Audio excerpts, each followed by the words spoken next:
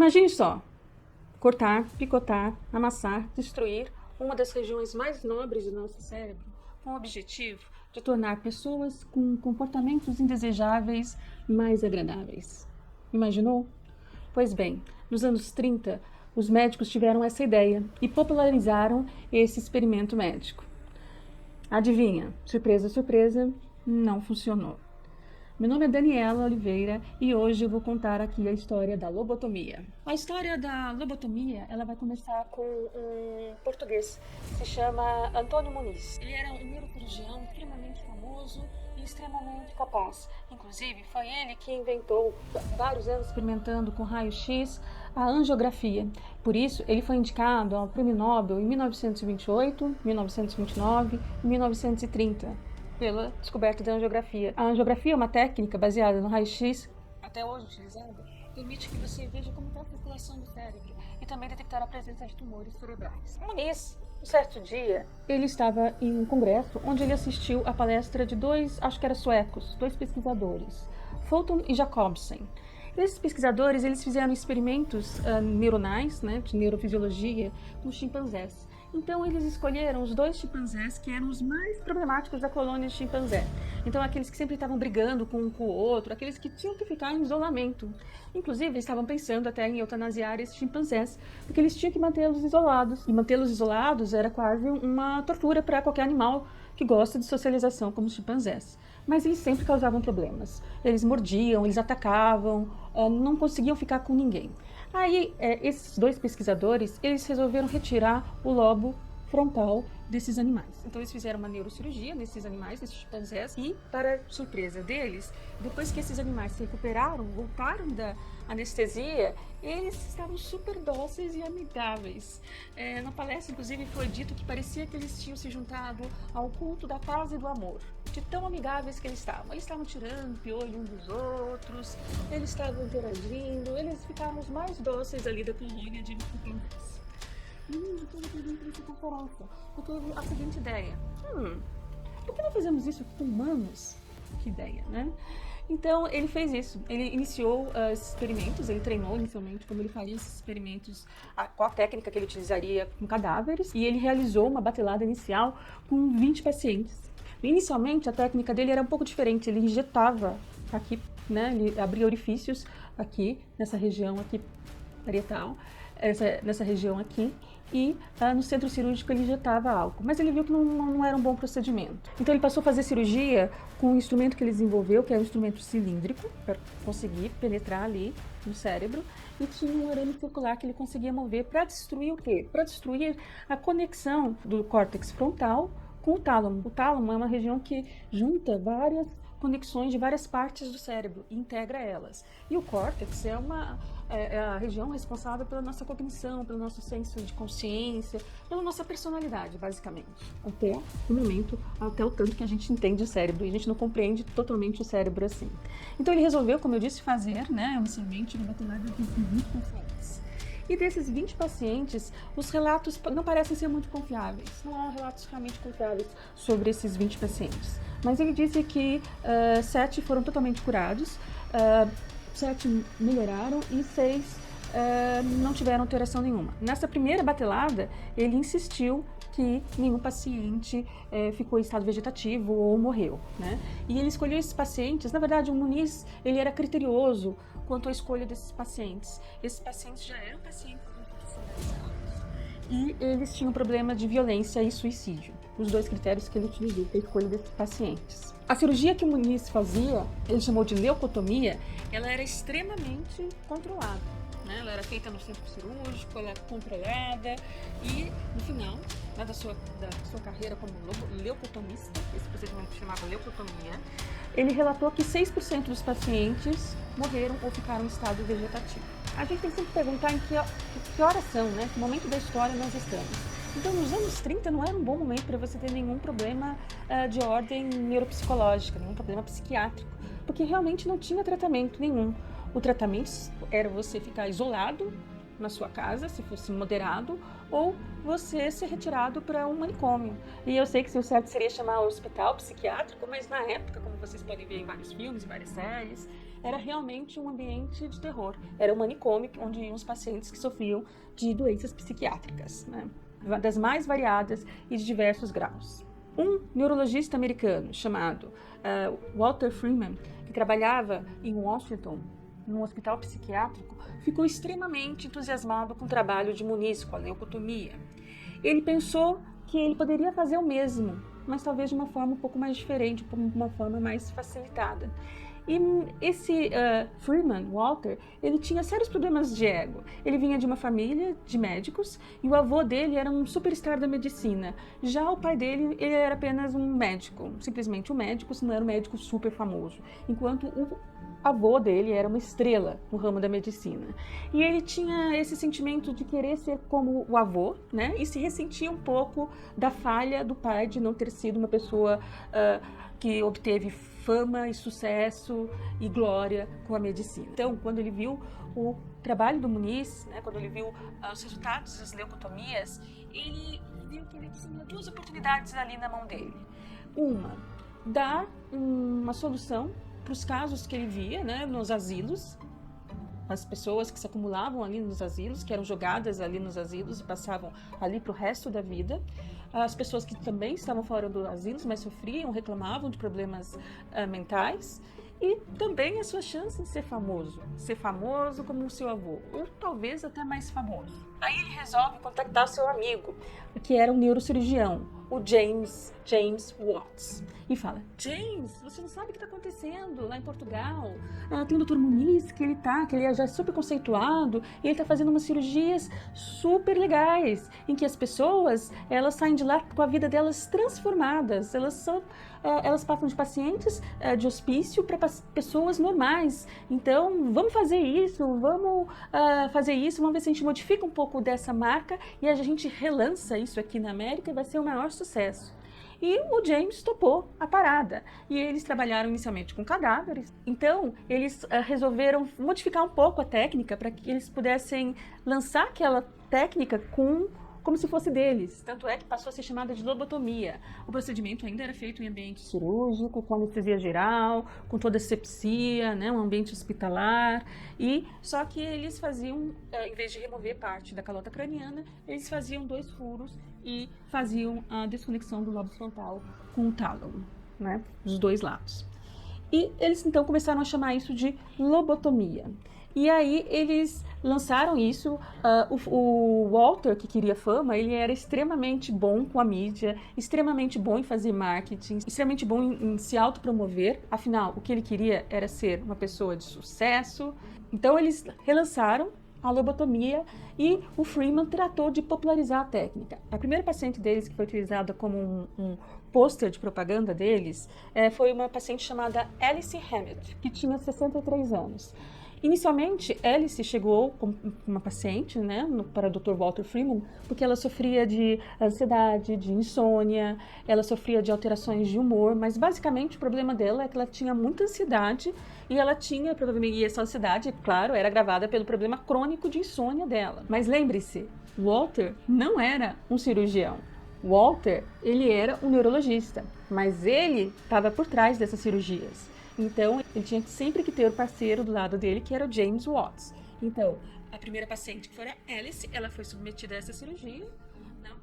O Walter estava presente ali observando e foi realizada pelo James. Eu, infelizmente, tenho que dizer para vocês que aparentemente a cirurgia foi um sucesso.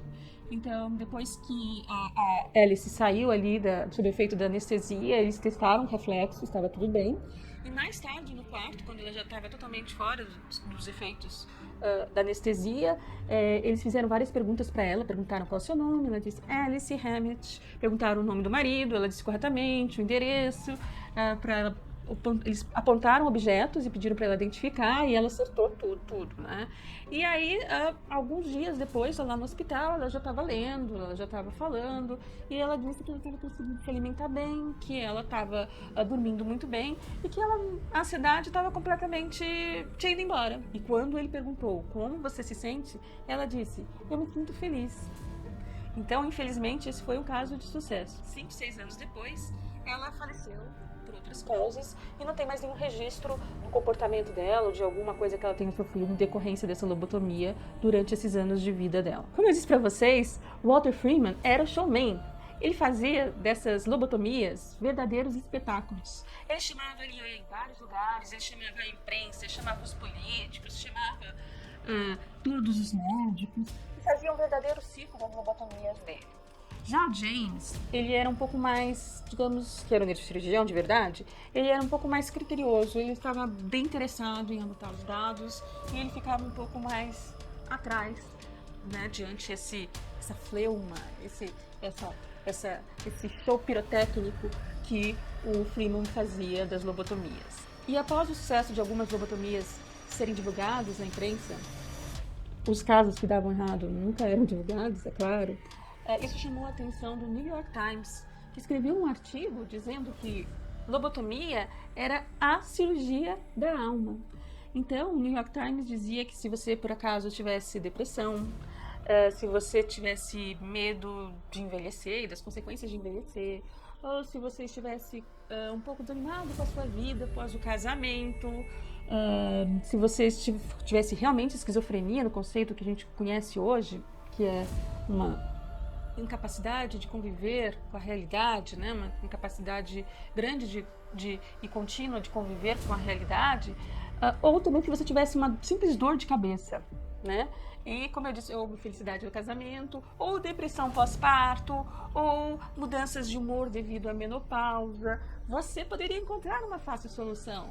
Venha fazer a cirurgia da alma e resolver todos os seus problemas. Nossa, parecia incrível. Então aí você vê como que as pessoas ficaram, como que as pessoas que não eram aquelas pessoas institucionalizadas, violentas, agressivas, que os médicos e enfermeiras não conseguiam lidar e realmente tinham que manter sob anestesia geral o tempo todo nos manicômios, pessoas que não eram essas, né, pessoas normais, na população em geral, começaram a se interessar. Afinal, se você estivesse em 1930 e lesse um artigo e visse essa descrição, você queria se inscrever para uma lobotomia sem ansiedade, sem medo de envelhecer, sem medo de perder as suas funções? Onde eu assino para uma lobotomia? Qual o telefone para ligar? Então as pessoas ficaram muito interessadas, né? Teve essa grande propaganda.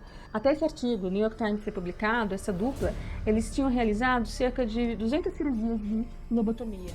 Outros neurocirurgiões dos Estados Unidos também estavam realizando, mas eles eram os mais famosos, inclusive citados, né, pela imprensa. O Freeman era a estrela do show, mesmo sem ser um cirurgião. Inclusive, até a American Medical Society endossou a lobotomia como um tratamento psiquiátrico. Então, na verdade, a lobotomia foi um dos primeiros tratamentos psiquiátricos. Então, ela era chamada de psicocirurgia. Então, nessa loucura toda, James, que era um neurocirurgião, parecia ser um pouco mais consciente do que o Freeman, que queria estar. Ele lançou um livro, né? Na verdade, os dois foram autores desse livro, que se chamava Psicocirurgia, que se tornou um best-seller, tanto entre a população médica, como até os leigos que queriam comprar e saber desse livro, saber dos detalhes desse livro. E nesse livro, você vê mais detalhadamente os dados. Então, esse livro, ele relata os primeiros 200 casos, né, realizaram. Então, desses 200 primeiros casos, 60% das pessoas tidas como esquizofrênicas, né, de acordo com o conceito da época, elas melhoraram, uma vida normal, e 14% morreram e entraram no estado vegetativo. O resto da diferença aí não teve nenhuma alteração. O Freeman, ele ficou sabendo de italiano que desenvolveu uma nova técnica para fazer lobotomia. Nessa nova técnica, ele não fazia perfuração aqui no crânio. Ele acessava a conexão dos lobos pré-frontais via aqui o osso que faz o teto da órbita do olho. Então, com uma ferramenta, ele abria o olho do paciente, colocava um instrumento e esse osso que aqui faz o teto da nossa órbita, ele é muito fininho. Então, não basta qualquer impacto que você já consegue acessar ali o cérebro. E foi essa técnica que esse italiano fez. E de olho, de novo, remarcar isso, né? Fazer um relançamento nos Estados Unidos dessa técnica. E o Freeman, ele passou a utilizar essa técnica, que ele começou a chamar de técnica do quebrador de gelo. Isso aqui não é um quebrador de gelo, mas seria alguma coisa meio parecida com isso, só que tem uma ponta, né?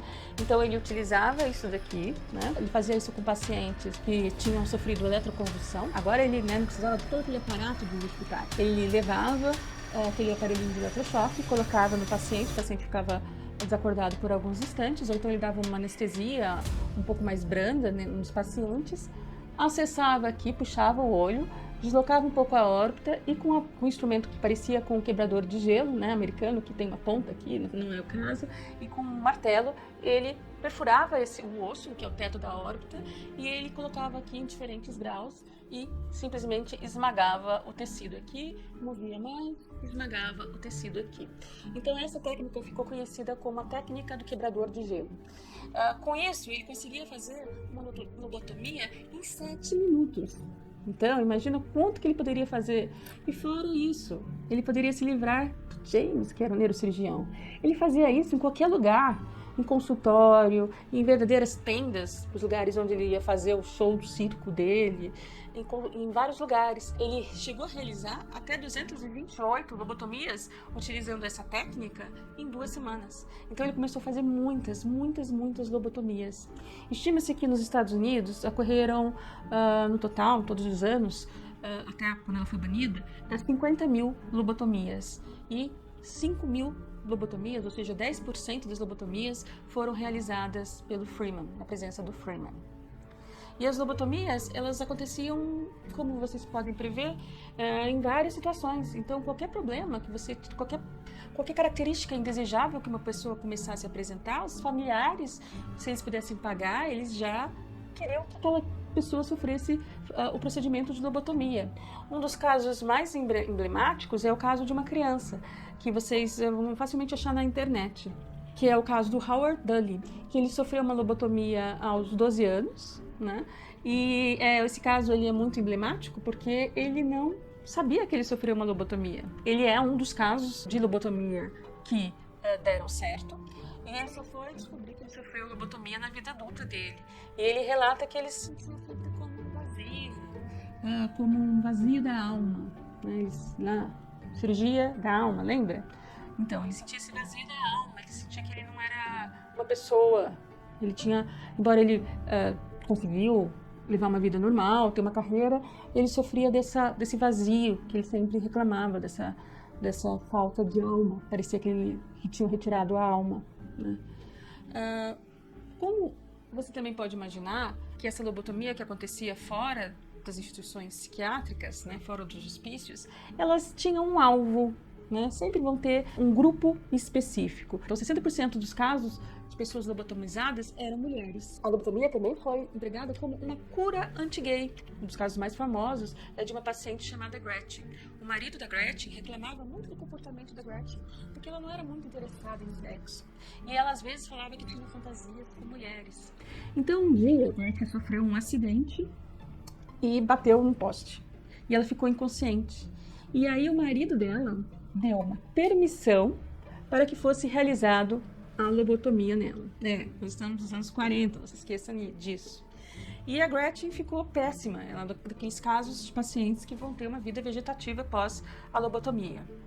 Em 1948, o Dr. Muniz, aquele português que inventou a leucotomia, ele ganhou o prêmio Nobel pelo desenvolvimento dessa técnica, né? Que popularizou ainda mais a lobotomia nos Estados Unidos e nos outros países, né? No Brasil, que a gente vai falar daqui a pouco, na União Soviética, até na China, Japão, todos os países começaram a adotar a lobotomia como o único procedimento disponível que eles tinham para tratar doenças psiquiátricas. Mas para o início dos anos 50, a lobotomia passou a ter uma reputação ruim. Aqueles casos que o paciente se tornava um vegetal, entrava em estado vegetativo, ou que ele perdia toda a sua personalidade, começaram a aparecer. Enquanto Freeman e outros médicos só divulgavam os casos que deram certo, aí os casos que davam muito errado começaram a aparecer. E também o próprio Freeman começou a entrar em desgraça. Conta-se que uma vez ele realizando uma dessas lobotomias com o quebrador de gelo, ele realizou a lobotomia em 2 pacientes ao mesmo tempo, só para fazer um show, só para se mostrar. E uma vez ele realizou uma lobotomia e ao posar para uma foto, ele acabou acessando uma artéria orbital no olho da paciente que morreu ali na hora, na frente da imprensa. Então a popularidade tanto do Freeman quanto da lobotomia passou a cair. E aí até em 1950 os jornais científicos começaram a condenar essa técnica. 2 anos depois que o Nobel foi dado ao Muniz, eles começaram a condenar essa técnica e a última lobotomia realizada pelo Freeman foi em 1967. Até o final da sua vida, né, ele continuou a dar palestras dizendo que lobotomia era ótimo, ele sempre entrava em debates com as pessoas da plateia que diziam que era um absurdo, que era uma coisa inumana, que ele era um carniceiro, que era um açougueiro, que era uma coisa horrível. E no final de tudo ele morreu com câncer, infelizmente. Ele morreu sem a fama dele, que ele tanto almejou, né? Na verdade ele morreu com uma péssima fama e sem dinheiro. Ele passou os seus anos finais com câncer viajando nos Estados Unidos numa van, que é onde muitos diziam que ele ainda realizava essas lobotomias, mesmo sem a permissão, e outros diziam que ele visitava os pacientes que tinham sido curados pela lobotomia. E no Brasil? Como é a história da lobotomia no Brasil? A técnica da lobotomia ela foi trazida pelo neurocirurgião do Hospital Psiquiátrico do Juqueí. A primeira lobotomia foi realizada no Brasil em 1936 e a última vez foi em 1956. Um pouco antes disso, a maior parte dos países já tinham banido a lobotomia. E acredita-se que aproximadamente 1.000 pacientes brasileiros tenham sofrido esse procedimento cirúrgico abominável. A lobotomia ela teve seu fim, né, quando os casos começaram a aparecer, e também no início dos anos 50, onde surgiram as pílulas para tratamentos psiquiátricos, antipsicóticos, antidepressivos, calmantes. Todo mundo preferia tomar uma pílula ao invés de submeter a uma lobotomia que poderia deixar você no estado vegetativo, pior ainda do que você estava. Então é isso, é uma história horrorosa, a história da lobotomia, que durou algumas décadas. Infelizmente ela faz parte da história da ciência e faz parte da história da medicina. Ela entra como primeiro tratamento efetivo psiquiátrico. E é muito estranho, né, você perceber que o tanto que ela foi aplicada, especialmente nos Estados Unidos, onde ela foi muito popularizada. Ela foi utilizada como uma maneira de controlar as pessoas, como eu disse antes, né, de você pegar as pessoas que eram um pouco mais selvagens e modificar o comportamento delas para que elas se tornassem mais dóceis. Existem casos famosos de pessoas que foram lobotomizadas. Os 2 casos mais famosos, um é da Margaret Kennedy, que era uma Kennedy, e ela foi lobotomizada e o resultado porque ela tinha um déficit intelectual, ela já nasceu com um pequeno déficit intelectual, mas ela foi alfabetizada, ela chegou a completar os estudos dela, a educação dela, só que ela tinha um comportamento indesejado, né? Quando ela foi terminar os estudos no colégio de freiras, as freiras relatavam que ela era muito assanhada. Então, o pai dos Kennedys resolveu que ela sofreria uma lobotomia, que deu totalmente errado. Ela entrou totalmente em estado vegetativo, numa cama, e ficou escondida num hospital psiquiátrico por anos, né? Até a morte do pai. E um outro caso de uma pessoa que sofreu a lobotomia foi a Evita Peron, nos seus últimos dias. A lobotomia dela foi mais ou menos bem sucedida. Nos seus últimos anos ela já não estava muito bem, aí ela sofreu a lobotomia e ela chegou a falecer depois de alguns anos. Então, assim, de fora tinha muita fofoca se ela teve lobotomia ou não teve lobotomia. Ela sim teve lobotomia, mas de fora as pessoas notaram uma grande mudança no comportamento dela e nem se sabe por que ela teve lobotomia. Então essa história da lobotomia ela é muito triste, né? Ela foi uma tentativa de curar pessoas que sofriam. Toda doença psiquiátrica traz um grande sofrimento para a pessoa, para os familiares, para as pessoas que estão envolvidas com aquela pessoa, mas ela deu muito errado e também foi utilizada como uma forma de controlar o comportamento das pessoas. No final, as pessoas que não estavam hospitalizadas e sofreram lobotomia eram mulheres que precisavam de terapia, pessoas com comportamento um pouco mais desafiador, são ditos selvagens, né? Pessoas mais diferentonas, basicamente todo mundo, né? Hoje em dia poderia ser um dos candidatos nos anos 40 à lobotomia, se tivesse dinheiro para pagar. Bom, esse é o final da nossa história. Espero que vocês tenham achado interessante saber sobre essa técnica horrível que aparece várias vezes em filmes. A própria série Hatched Ela relata muito a história do quebrador de gelo utilizado nas lobotomias e retrata também como era o ambiente dos hospícios na década de 40. Então vale a pena quem não viu ver essa série. E também a American Horror Story também relata como era esse ambiente. Como vocês notaram, o episódio de Ciência, Horror e História de hoje é super especial. Ele tem produção profissional e uma edição profissional, que foram feitos pela Spectrum, aqui de Brasília. Então, os meus agradecimentos a Spectrum, e vão lá no YouTube deles e tem um monte de vídeos sobre divulgação científica que vocês vão adorar conhecer. Afinal, conhecimento não ocupa espaço. Espero que vocês tenham gostado. Até o próximo episódio de Ciência, Horror e História. Tchau!